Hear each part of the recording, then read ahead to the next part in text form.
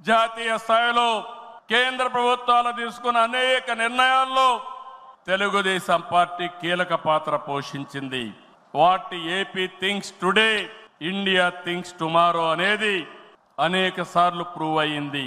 విద్యుత్ సంస్కరణలు, open sky policy, PPP విధానాల్లో మౌలిక సదుపాయాలు, ప్రజల వద్దకు పాలన, జవాబుదారీ వ్యవస్థ, ఇలాంటి అనేక విషయాల్లో మనం దేశానికి పరిచయం చేశాం.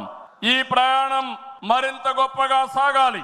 ప్రస్తుత టెక్నాలజీ యుగంలో ప్రజల అవసరాలకు అనుగుణంగా పార్టీ విధానాల్లో నూతనత్వాన్ని తీసుకొద్దాం. ఈ దిశగా కడప గడ్డపై జరుగుతున్న ఈ మహానాడు అనేక నిర్ణయాలు చర్చించి భావి తరాల భవిష్యత్తు కోసం కార్యక్రమాన్ని రూపకల్పన చేస్తామని చెప్పి కూడా నేను మీకు తెలియజేస్తున్నా. ఈ రోజు ఒక్కసారి మీరు ఆలోచిస్తే ఈ మహానాడు భవిష్యత్తుని ఒక దశ దిశ నిర్దేశించే విధంగా ఈ మహానాడు ఉండబోతుంది.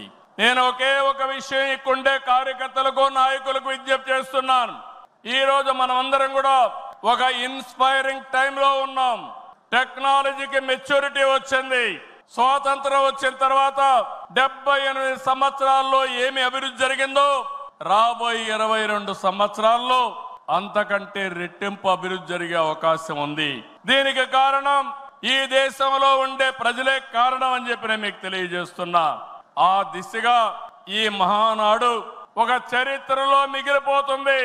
2025 కడప మహానాడు ఒక చరిత్ర తిరగ రాయడానికి దోహదం చేస్తుందని మరొక్కసారి విజ్ఞప్తి చేస్తున్నాను.